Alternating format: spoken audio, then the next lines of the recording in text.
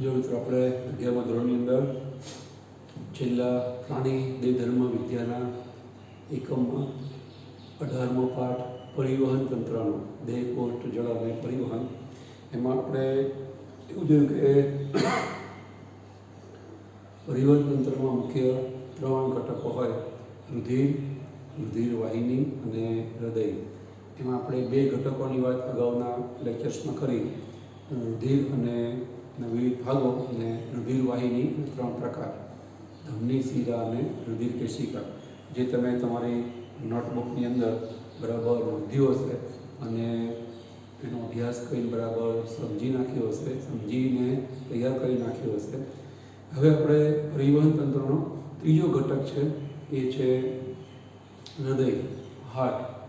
એની આજે આપણે વાત કરીએ છીએ. હાર્ટની બાહ્ય રચના અને અંતસ્થ રચનાની. આપણે બાહ્ય રચના જોઈની પહેલાં થોડું આપણે જે ચોથા પ્રકરણમાં વિવિધ પ્રાણી સમુદાયો ભણ્યા છીએ, થોડી આપણે એની વાતને યાદ કરીએ. પ્રાણી સમુદાયની અંદર આપણે એવું જોયું હતું કે લગભગ સૌથી પહેલું ખાનાવાળું હૃદય, જેને આપણે ખરેખર હૃદય કહી શકીએ, એ સૌ પ્રથમ એ આપણને મત્સ્ય વર્ગમાં જોવા મળે.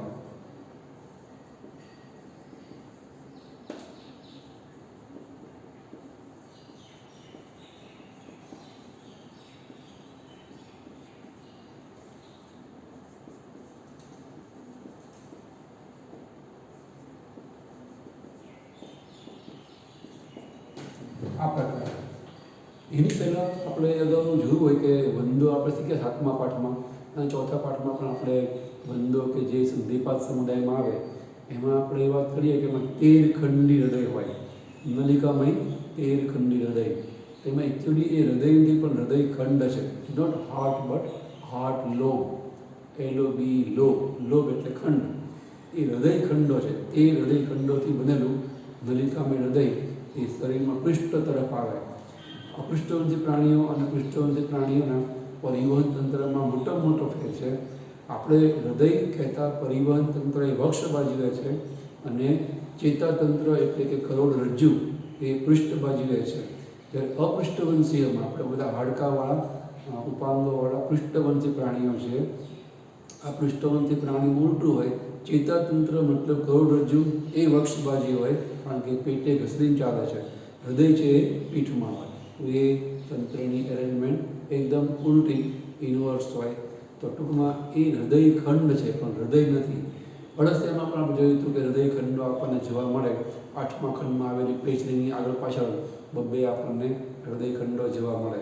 તો એ હૃદય ખંડો કે જે રુધિરને પંપ કરવાનું કામ કરે, રુધિરને ધકેલવાનું કામ કરે, દબાણપૂર્વક એનું પરિવહન કરાવે રાખવાનું કામ કરે.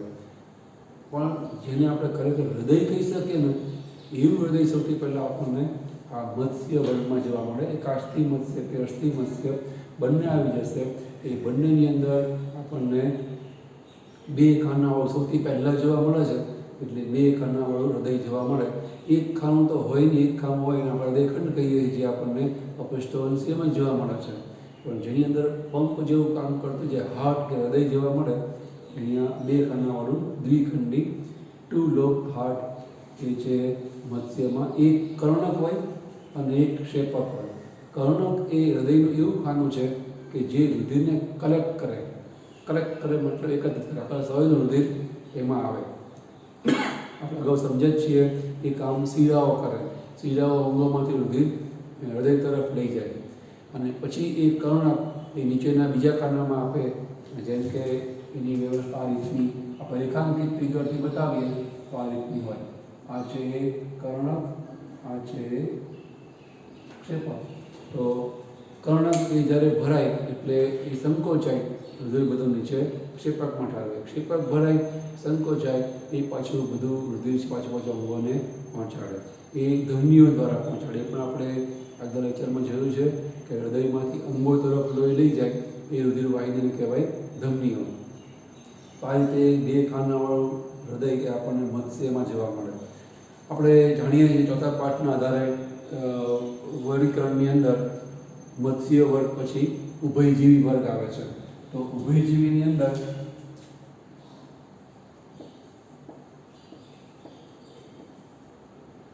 હૃદય આપણને ત્રિખંડી જોવા મળે. ત્રિખંડી મતલબ થાય એની અંદર હવે હૃદયમાં 3 ખાના છે. આ રીતના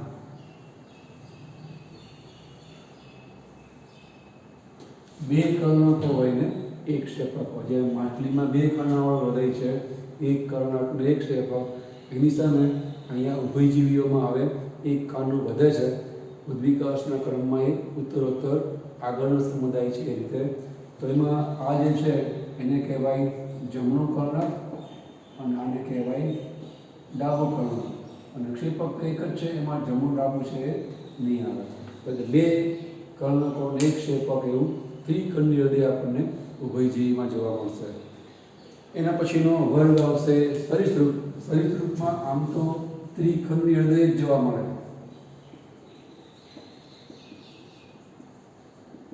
પણ એની અંદર અપવાદ છે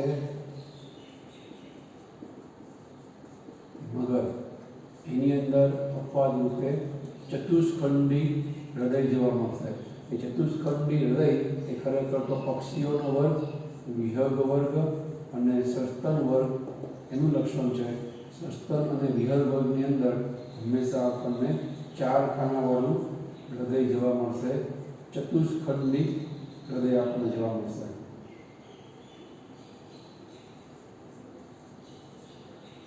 મગરમાં પણ અપવાદ રૂપે સરીસૃપ વર્ગમાં આવતું પ્રાણી હોવા છતાં એમાં ચતુષ્ખંડી હૃદય જોવા મળશે.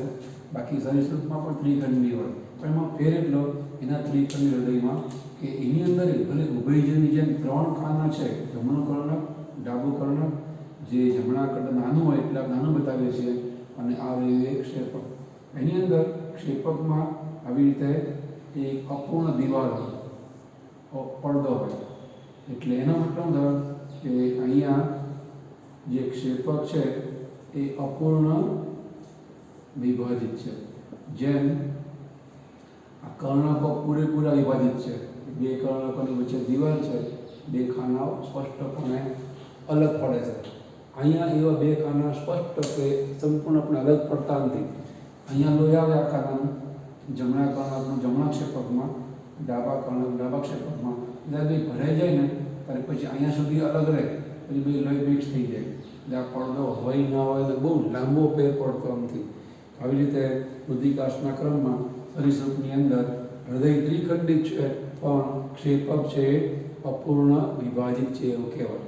એ ક્ષેપક હવે આ સસ્તન અને વિહંગની અંદર પૂરેપૂરું વિભાજિત થઈ જાય.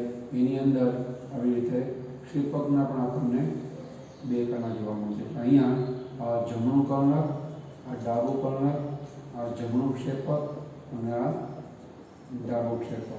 જકો ડાકો જગશે અને ડાકશે એના માટે તમને ખબર પડી જાય. જમણું કર્ણક, ડાબું કર્ણક, જમણા કર્ણક નીચે જમણું ક્ષેપક, ડાબું કર્ણક નીચે ડાબું ક્ષેપક.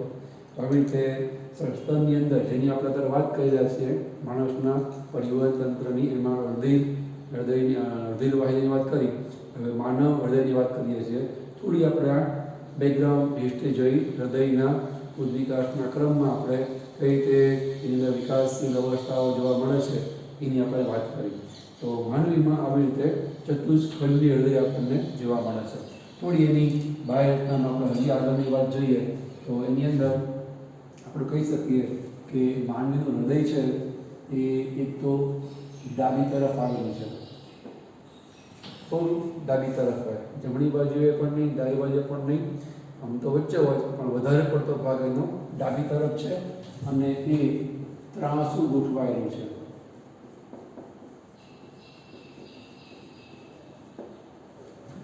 શરીરમાં સીધું નથી, પંપરૂપી એક કોથળી, હૃદય એક પ્રકારની રુધિરની કોથળી જ છે. તો એ આમ સીધું સ્ટ્રેઇટ નથી ગોઠવાયેલું, પણ થોડું ઉપરનો છેડો એ જમણી તરફ, નીચેનો છેડો ડાબી તરફ એવી રીતે ઝૂકેલો છે. એ થોડું ત્રાંસું ગોઠવાયેલું લાગે.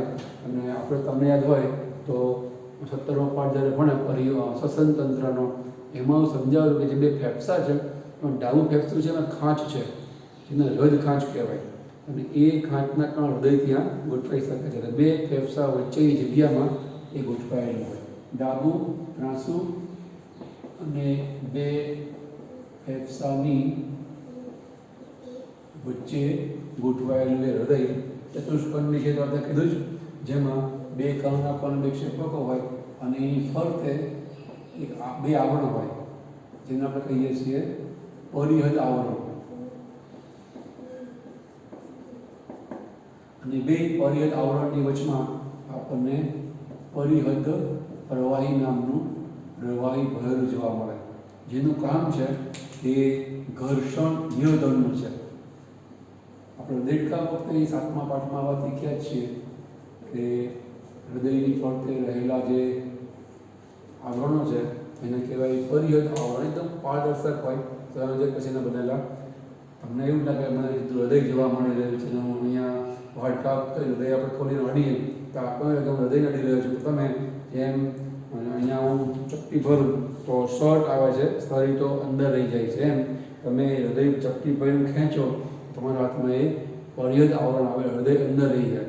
હૃદય અંદર બાજુ એટલે ફરતે આ બે આવરણો પારદર્શક હોય છે, એની વચ્ચે આવું પ્રવાહી હોય, એને પરિહદ પ્રવાહી કહીએ છીએ. પ્રવાહી સતત આ દેડકા વખતે વાત કરી છે કે ઉમેરાય અને દૂર પણ હૃદયમાંથી એ સ્ત્રાવ પામે અને હૃદયમાંથી તે પરિહદ આવરણની વચ્ચેથી રુધિરમાંથી પછી દૂર થાય.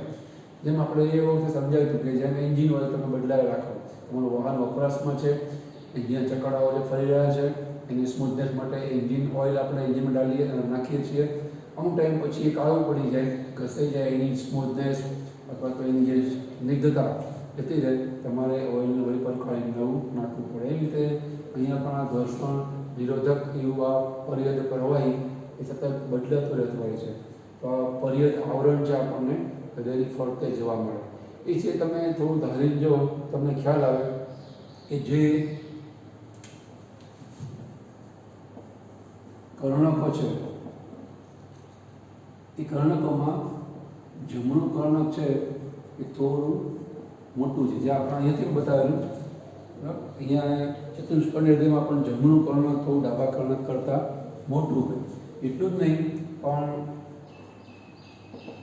ક્ષેપકો કરતાં નાના હોય.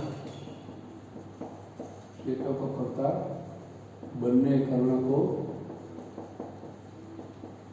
નાના હોય, પણ બંને નાના કર્ણકોમાં જમણું કર્ણક પાછું મોટું હોય. એની સામે જે ક્ષેપકો છે એમાં આપણે ઉલટું જોવા મળે, એમાં ડાબું ક્ષેપક છે એ આપણને મોટું જોવા મળે. એ સિવાય જે ક્ષેપકો છે એની દિવાલ કર્ણકો કરતાં જાડી હોય. એમાંય જે ડાબું ક્ષેપક છે એની દિવાલ જમણા ક્ષેપક કરતાં બધું આપણને જાડી જોવા મળે. તમે જો સાઈઝ અને દિવાલની જાડાઈમાં આપણને કઈ પ્રકારે ફેરફાર જોવા મળે છે. બંને કર્ણકો કરતાં ક્ષેપકો આપણને નાના લાગે છે, દેખાઈ રહ્યું છે. બંને કર્ણકો નાના છે ક્ષેપક કરતાં. એમાંય બે કર્ણકોમાં જમણું કર્ણક મોટું, ડાબું કર્ણક નાનું છે. આ જે ક્ષેપકો છે એ આના કરતાં મોટા છે સાઈઝમાં, પણ એ દિવાલ આ બે જાડી છે. બંને કર્ણક કરતાં બંને ક્ષેપકની દિવાલ જાડી હોય, કારણ કે કર્ણકોને ફક્ત રુધિર સંકોચન પામે જ્યારે જસ્ટ નીચે જ મોકલાવવાનું છે. જમણું કર્ણક રુધિર મોકલશે જમણા ક્ષેપકમાં, ડાબું કર્ણક ડાબા ક્ષેપકમાં. પણ આ ક્ષેપકોએ રુધિર છે એ બહાર ધકેલવાનું છે, હૃદયમાંથી બહારની બાજુએ. એટલે એ બંને દિવાલ નેચરલી ક્ષેપક કરતાં કર્ણક કરતાં જાડી જોઈએ. એમાંય આ જે ડાબું ક્ષેપક છે એને શરીરમાં દૂર સુધી લોહી મોકલવાનું છે. જમણા ક્ષેપકને જે લોહી મોકલવાનું છે એના કરતાં ડાબા ક્ષેપકને વધારે દૂર સુધી રુધિર મોકલવાનું છે. સ્પષ્ટપણે કહીએ તો જમણા ક્ષેપકને ફક્ત ફેફસાને જ લોહી આપવાનું છે, જ્યારે ડાબા ક્ષેપકને ફેફસા સિવાયના બધા અંગોને ઉપરથી નીચે હૃદયથી ઉપર આવે બધા અંગો, નીચેના બધા અંગોને લોહી પહોંચાડવાનું છે. એ તાકાત, દબાણ, પંપ વધારે કરવાનું થાય. એટલે ડાબા ક્ષેપકની દિવાલ છે એ આપણને વધારે જાડી જોવા મળે. અને એ જાડી દિવાલને કારણે એનો જે રંગ છે એ આપણને આછો લાગે છે. કે ડાબું કે જમણું ક્ષેપકો છે એ ક્ષેપકોનો રંગ આછો લાલ એટલે કે ગુલાબી જેવો હોય અથવા જાંબલી જેવો હોય. એની સામે જે કર્ણકો છે એ કર્ણકોનો રંગ છે આપણને ઘટ્ટો લાલ રંગના જોવા મળશે, કારણ કે ક્ષેપકો કરતાં કર્ણકોની દિવાલ પાતળી છે. એમાં તો આમ તો એ હૃદયમાં લોહી કે રુધિર એવું કંઈ છે નહીં. એ રુધિરને કારણે આપણને લાલ ગુલાબી લાગે, પણ નીચે દિવાલ જાડી છે એટલે આપણને અંદર રુધિરનો રંગ બહારથી જોવા નહીં મળે, એટલે થોડી આપણને જાંબલી લાલાશ પડતા રંગના જોવા મળશે. એ સિવાય એક એવો મગજમાં ખ્યાલ થાય કે જમણા કર્ણકો નાના છે, ક્ષેપકો જમણા ડાબા કર્ણકો બંને ક્ષેપક કરતાં નાના છે, તો આપણને એવું થાય કે એમાં રુધિર ઓછું હોય. ક્ષેપકો બંને મોટા છે, એમાં રુધિર વધારે આવે. એમાં પણ જમણું કર્ણક ડાબા કર્ણક કરતાં મોટું છે, તો એની અંદર રુધિર ડાબા કર્ણક કરતાં જમણા કર્ણકમાં વધારે હશે. પણ એવું નથી. બધા જ ખાનામાં બધા જ ખંડમાં કે ખાનામાં રુધિર સરખી માત્રાનું હશે, કારણ કે અંદરની બાજુની જે કોટર છે, પોલાણ છે, એ તો હૃદયના ચાર ખાનામાં સરખું જ હોય. અને તમે વિચારી શકો સામાન્ય બુદ્ધિથી કે સરખું હોવું જ જોઈએ, નહીંતર જે રીતે રુધિર આમાંથી બહાર જઈને અંદર આવે એ પ્રમાણનું નિયમન થાય જ નહીં, એ પ્રમાણનું બેલેન્સ થઈ શકે નહીં. એટલે ભલે બહારથી નાના મોટા ખાના લાગે છે આપણને, તો એ દિવાલ જાડી પાતળી હોવાને કારણે બંને કરતાં દિવાલ જાડી છે એટલા મોટા લાગે છે. અંદરનું જે કોટર કે પોલાણ છે એ તો સરખું જ છે. એટલે હૃદયના ચાર ખાનામાં ખંડમાં રુધિરનું પ્રમાણ એ તો સરખી જ માત્રામાં એ સરખા ક્વોન્ટિટીમાં આપણને જોવા મળે છે. બરાબર, એ આપણે ખાસ ખ્યાલ રાખવાનો. એ સિવાય અહીંયા જે જમણું કર્ણક અને જમણું ક્ષેપક છે, આટલો ભાગ, એ ભાગ છે એમાં અશુદ્ધ રુધિર આવે. એટલે આપણે એને બ્લુ લાઈન બતાવવાનું કે આવી રીતે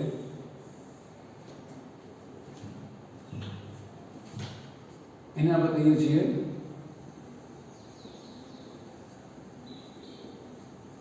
ફૂફૂસ હૃદય. એટલે કે જમણું કર્ણક અને વત્તા જમણું ક્ષેપક, કારણ કે એમાં જે રુધિર આવે છે એ ફેફસામાં જવાનું છે. એનું કામ એ જ છે લોહી આખા શરીરમાંથી ઉઘરાવી મેળવી અને ફેફસાને આપવું. એટલે બે ખાનાથી બનતું એ આખું જમણું હૃદય એને કહેવાય ફૂફૂસ હૃદય. અને જે લેફ્ટ સાઈડનું હૃદય છે, એના બે ખાના છે, એને આપણે કહીએ છીએ દૈહિક હૃદય. એને આપણે કહીએ છીએ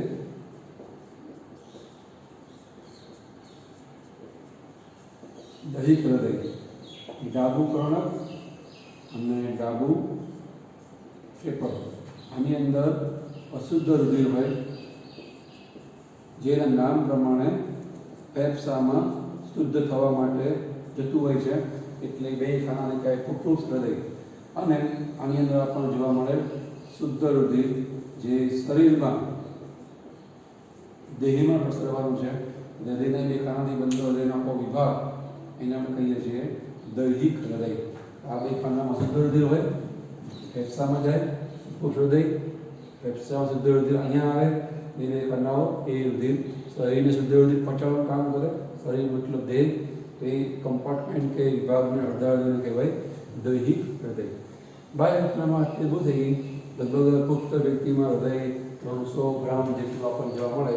500 ગ્રામ પણ પૂરું નહીં, 300 ગ્રામ જેટલા વજનનું એ હૃદય એ આપણને વજનની દ્રષ્ટિ જોવા મળે. અહીં તો આપણે એના માટે બોલ્યા, આપણા કોષમાં તો હૃદયનું વજન છે, એના માપ છે, એ કંઈ આવતું નથી. એ સિવાય બીજી એક વાત વધારે કરવી હોય તો વજન સિવાય હૃદયમાં તમે બાહ્ય દ્રષ્ટિએ જુઓ ને તો તમને કેટલીક ધમનીઓ જોવા મળે, જે આ ક્ષેપક છે એની ઉપર. અહીંયા જે કર્ણક છે એ પૂરું થાય, ક્ષેપક શરૂ થાય એટલે આની ખાંચ જોવા મળે. ખાંચ જોવા મળે છે, જેને આપણે કહીએ છીએ હૃદ ખાંચ.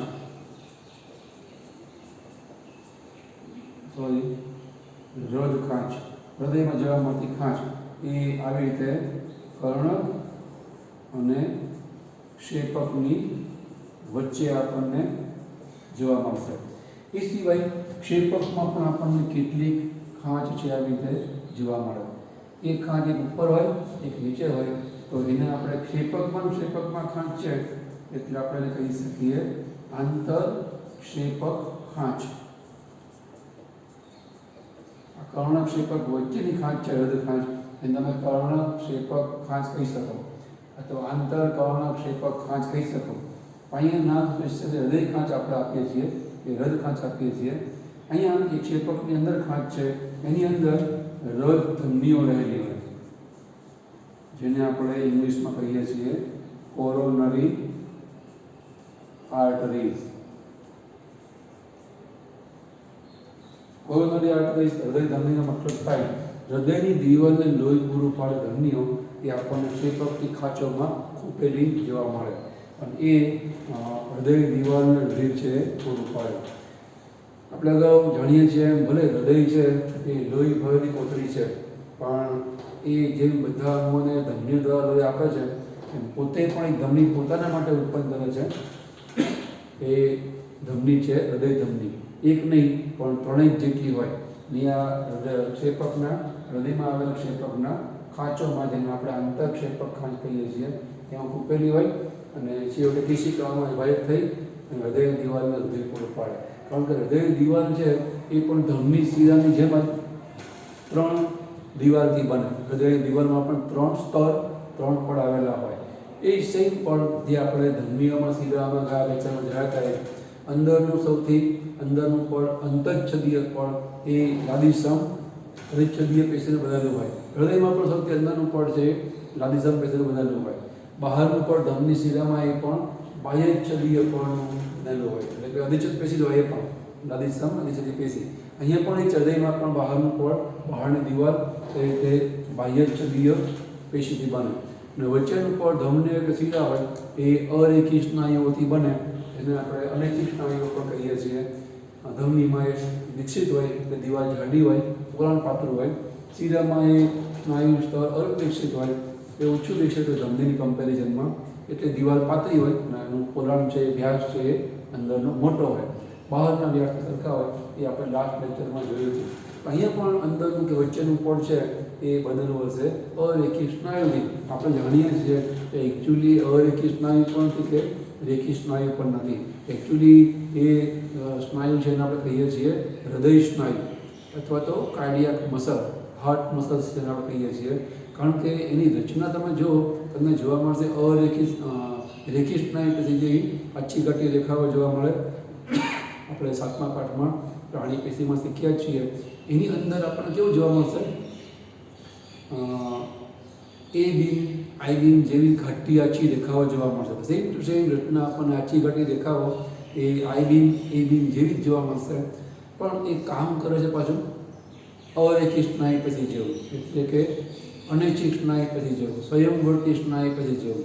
હૃદય ઉપર આપણને ખબર છે કે પ્રાણી સ્નાયુનો કાબુ આપણને જોવા મળતો નથી, કારણ કે હૃદય છે એ આપણે ઊંઘમાં હોય તો પણ એનું કામ કરે જ છે, એટલે એના ઉપર આપણો સીધો કાબુ નથી હોતો. તો એનો મતલબ કે રચના એની રેખી સ્નાયુ પેશી જેવી આછી ઘટી રેખાઓ ધરાવતી અને એની સામે કામ કરે છે અનૈચ્છિક સ્નાયુ પેશીની જેમ.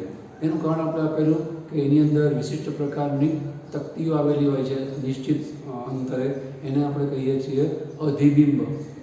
એ સિવાય હૃદયના દરેક સ્નાયુઓ છે એ વિશિષ્ટ પ્રકારના બ્રિજ અથવા સેતુ દ્વારા પરસ્પર જોડાયેલા હોય છે. એ સેતુને કારણે અને અધિબિંબ નામની તકતીના કારણે એ અરેખી સ્નાયુની જેમ અનૈચ્છિક રીતે કામ કરે છે. હાર્ટ ઉપર પ્રાણી સ્નાયુ સીધો કાબુ હોતો નથી. હું જે બોલું છું સીધો કાબુ હોતો નથી, એનો મતલબ આડકતરો કાબુ હોય છે. વ્યક્તિ અભ્યાસ કરે, જેને આપણે યોગાભ્યાસ કહીએ છીએ, તો એ દ્વારા વ્યક્તિ પોતાના હાર્ટ ઉપર કાબુ મેળવી અને એના ધબકારાને પોતાની ઈચ્છા પ્રમાણે વધઘટ કરી શકે છે. પણ એ ઘણો બધો અભ્યાસ માંગેલી પ્રક્રિયા છે. પણ આપણે એવું કહી શકીએ ને કે આપણે એના પર કાબુ ધરાવતા જ નથી.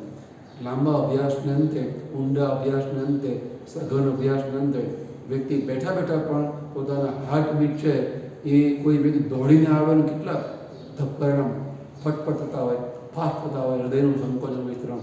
આપણે જાણીએ છીએ સામાન્ય રીતે મિનિટમાં 70 વાર કે 72 વાર હૃદય ધબકે છે, સંકોચન વિસ્તરણ પામે છે.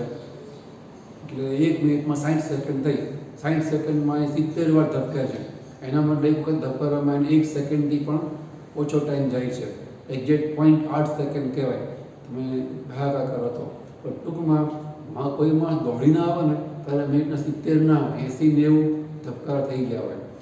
તો એ કોઈક મહેનતનું કામ કરે, સીડી ચડે છે, દોડે છે, તો પણ વ્યક્તિ ધારે મેં કીધું એને અભ્યાસ હોય તો એ બેઠા બેઠા પણ ધબકારા વધારી શકે. અને એવી રીતે વ્યક્તિ ધારે તો મિનિટના 70-72ના બદલે 60 પણ કરી શકે, ધબકારા ઓછા પણ કરી શકે. એટલે એવું કરી શકાય છે અને વ્યક્તિઓ એવા યોગ અભ્યાસવાળા કરતા પણ હોય છે. એટલે આપણે આવું બોલવું પડે કે હૃદય ઉપર માણસનો સીધો કાબુ સામાન્ય રીતે હોતો નથી, બરાબર. આડકતરો કે અભ્યાસથી એના ઉપર પણ કાબુ લઈ શકાય. એનું મૂળ કારણ એ કે હૃદયની અંદર જે અનૈચ્છિક અથવા સંયોગવર્તી જે ચેતાતંત્ર છે એ આખરે જોડાયેલું છે મગજ જોડે જ છે.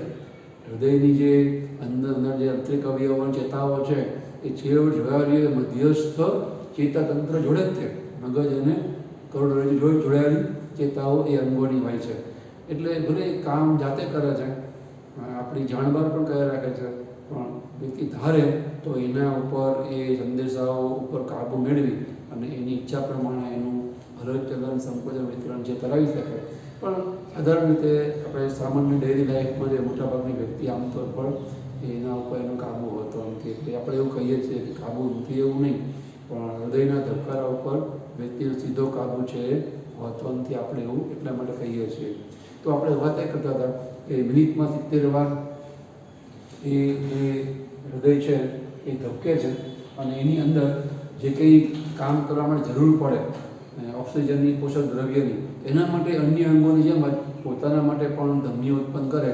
આપણે એને ઓળખીએ છીએ રથ ધમની તરીકે. એ એને ઓક્સિજનને પોષક દ્રવ્ય પૂરા પડે. એમ રથ શિરા પણ હોય, જ્યાં ધમની હોય ત્યાં શિરા મોટાભાગે હોય. એ રથ શિરાઓ લોહી પાછો લઈ CO2 અને ઉર્સદ્રવ્ય પછી હૃદયમાં જમણી બાજુએ ઠાલવે છે. આપણે જાણીએ જમણી બાજુએ રુધિર છે અશુદ્ધ હોય છે અને ફેફસા તો અશુદ્ધ થઈ કોઈ ડાબા ભાગમાં આવે અને પાછા અંગોમાં એ પહોંચે છે. તો આવી રીતે હૃદયને પણ જે કંઈ રુધિર લેવું અને પાછું હૃદયમાં પાછું ઠાલવવું, એ ભલે એની અંદર રુધિર છે પણ એ જાતે એમાંથી ઉપયોગ કરી શકતા નહીં.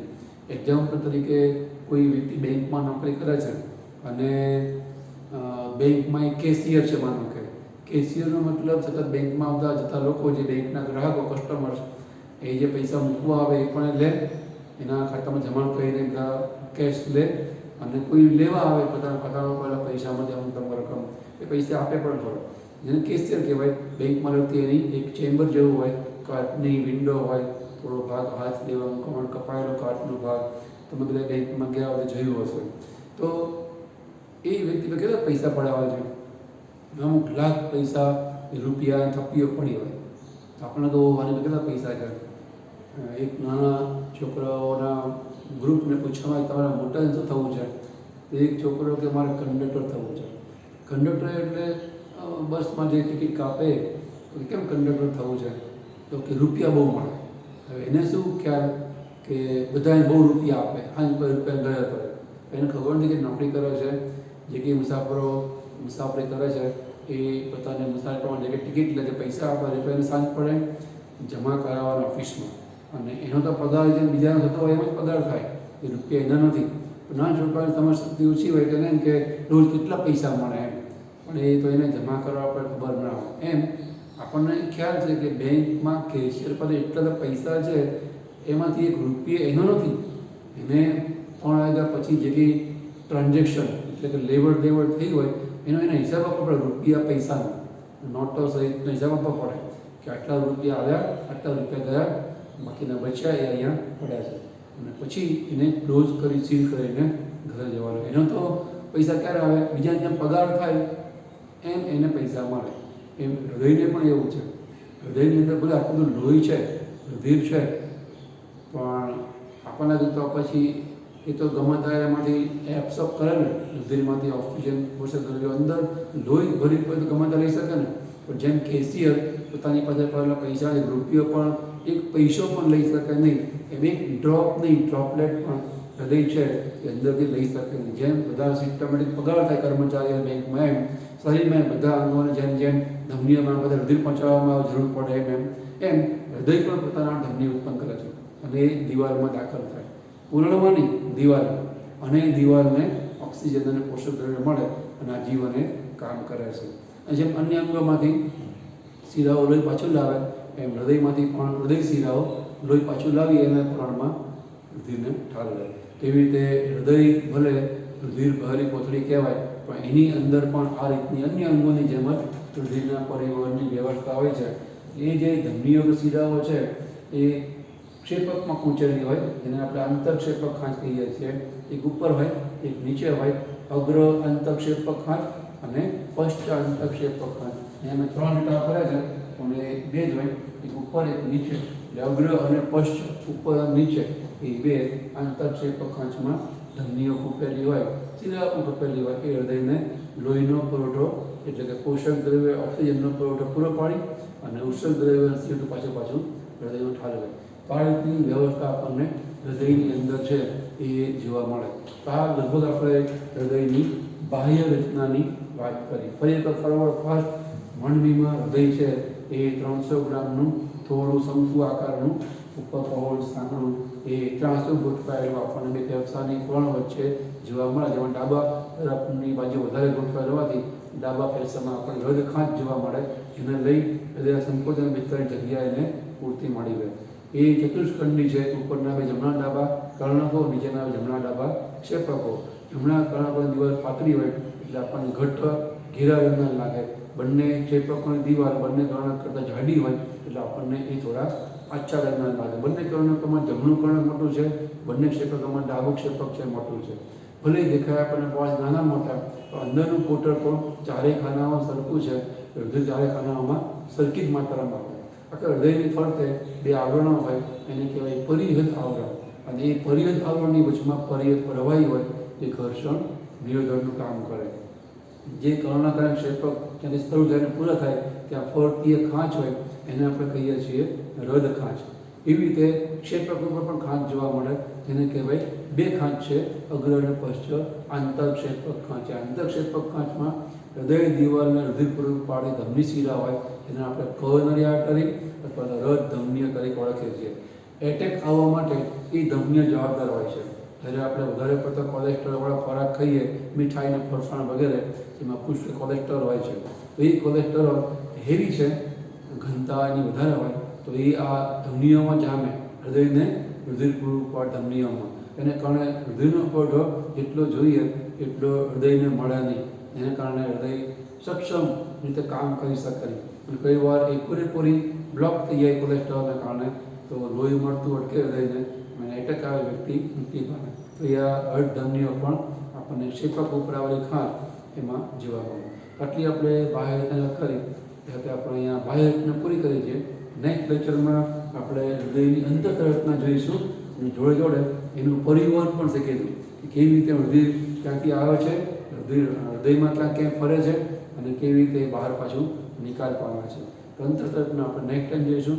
અહીંયા આપણે ટકે છીએ. કોઈ બાહ્ય રચના ઉપર બુકમાં આપેલી માહિતીઓ નજર કરો, યોગ્ય લાગે એવા મુદ્દા નોંધો. આપણે નેક્સ્ટ ટાઈમ મળીએ છીએ હૃદયની અંતર રચના માટે.